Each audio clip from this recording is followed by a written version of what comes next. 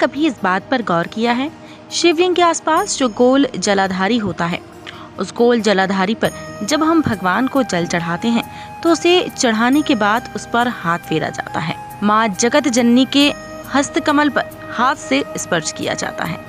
आइए आपको बताते हैं कि ऐसा क्यों किया जाता है।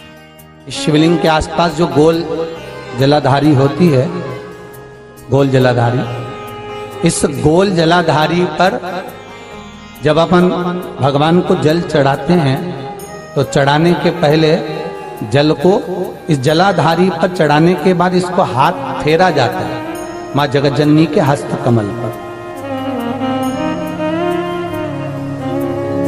क्यों शिव पुराण कहती है कि 5 जगह पर जल चढ़ाना चाहिए। पहला गणेश जी का स्थान कल बताया था, पहले गणेश जी का स्थान, फिर कार्तिकेय का स्थान, फिर माता पार्वती का हस्त कमल, फिर शिवलिंग, उसके बाद ऊपर जो जलाधारी है कलश उसके अंदर, और विशेष अगर कोई कामना होती है तो फिर नंदी। क्यों शास्त्र कहता है, क्यों वहां हाथ फेरा जाता है, क्यों जलाधारी को साफ कर फिर भगवान शंकर के ऊपर जल चढ़ाया जाता है?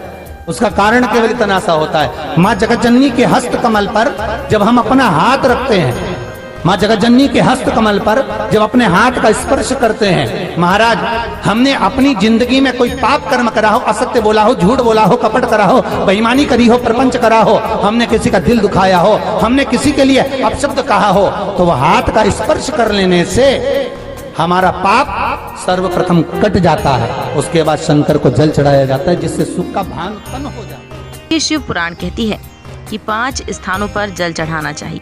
पहला गणेश जी का स्थान, फिर कार्तिकेय का स्थान, माता पार्वती का हस्त कमल, फिर शिवलिंग पर जो जलाधारी है उस पर, और विशेष कामना है तो नंदी पर जल चढ़ाया जाता है। अब इसमें सोचने वाली बात यह है कि इसमें हाथ क्यों फेरा जाता है, क्यों जल चढ़ाया जाता है, क्यों जलाधारी को साफ करके भगवान शंकर के ऊपर जल चढ़ाया जाता है।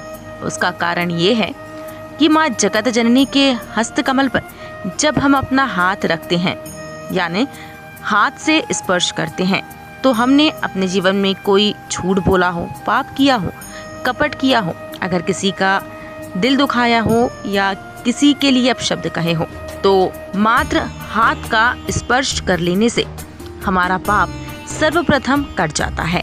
उसके बाद शंकर जी को जल चढ़ाया जाता है जिससे सुख का भाव उत्पन्न हो जाता है। मात्र एक हाथ का स्पर्श और हमारे जीवन के पाप और कपट को काट देता है।